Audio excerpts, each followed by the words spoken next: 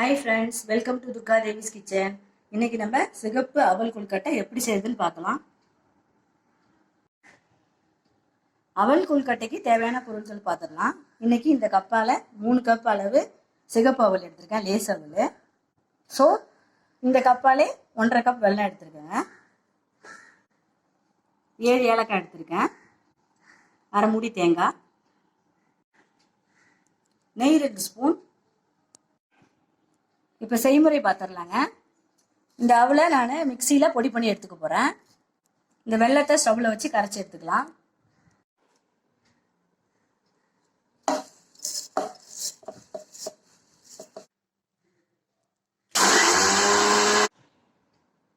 இப்போ பார்த்தீங்கன்னா அவலை இந்த அளவுக்கு நைஸாக பொடி பண்ணி எடுத்துக்கிட்டேங்க, குறைன்னு. இப்போ வெல்லத்தை மெல்ட் பண்ணி எடுத்துக்கலாங்க.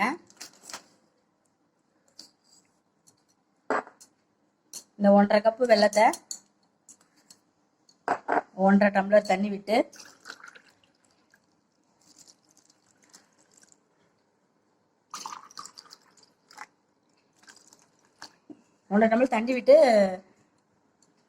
சும்மா கரையிற அளவுக்கு எடுத்துக்கிட்டா போதும். இதை ஸ்டவ்ல வச்சுங்க, லைட்டா மெல்ட் பண்ணிட்டு கரைச்சி எடுத்துக்கிட்டா போதும். இது கரையிற அளவுக்கு பாகுபதம் தேவையில்லை.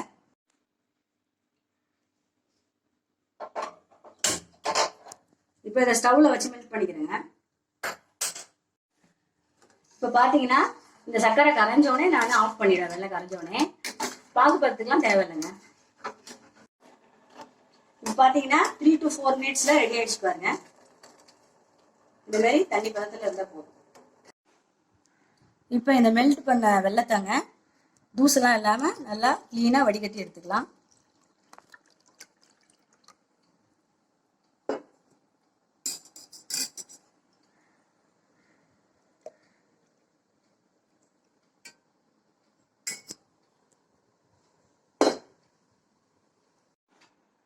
இப்போ பார்த்தீங்கன்னா பொடி பண்ணி வச்சிருக்கேன், அவலில் வந்து இந்த ஏலக்காய் பொடி பண்ணி வச்சிருக்கேன், இதை கலந்துக்கிறேங்க. தேங்காய் பூமி சேர்த்துக்கலாம்.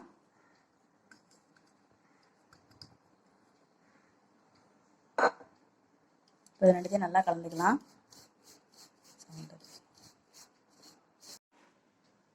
அடுத்து வந்து வெல்லம் கொஞ்சம் கொஞ்சமாக ஊற்றி கரைச்சி வச்சுருக்கோம்ல, அந்த வெல்லத்தை வந்து கொஞ்சம் கொஞ்சமாக ஊற்றி மிக்ஸ் பண்ணிக்கலாம்.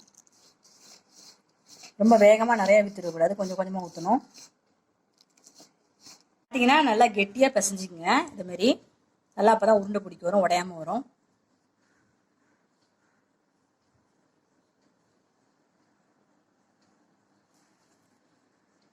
எல்லாத்தையும் இதேமாரி பால் சைஸில் பிடிச்சி வச்சுங்க.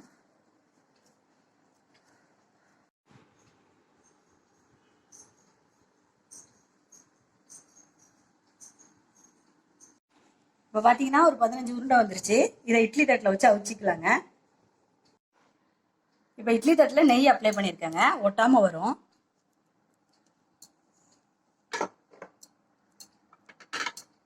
இப்போ எல்லாத்துலேயும் 2 வச்சுங்க.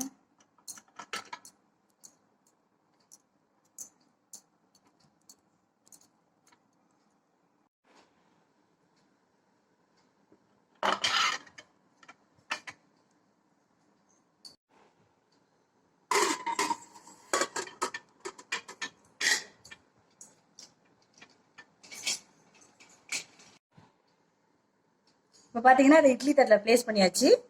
இதை மூடிக்க போகிறேன். இதை 7 to 10 மினிட்ஸ் அவிச்சு எடுத்துக்கலாம்.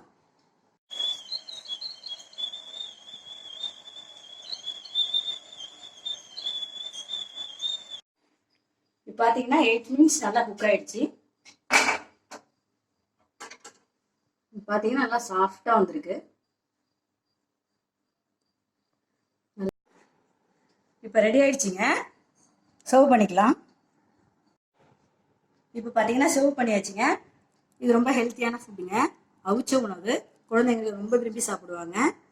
மார்னிங் பிரேக்ஃபாஸ்ட்டாக பசங்களுக்கு கொடுக்கலாம், ஈவினிங் ஸ்நாக்ஸாக கொடுக்கலாம். இன்னைக்கு பார்த்தீங்கன்னா ரொம்ப சுவையாக வந்திருக்குங்க. வீட்டில் நீங்களும் இதை ட்ரை பண்ணி பாருங்கள். எப்படி வந்திருக்குன்னு எனக்கு கமெண்ட்டில் சொல்லுங்கள். ஃப்ரெண்ட்ஸ், லைக் பண்ணுங்கள், ஷேர் பண்ணுங்கள், சப்ஸ்கிரைப் பண்ணுங்கள். மறக்காமல் பெல் பட்டனை ப்ரெஸ் பண்ணுங்கள். தேங்க்யூ.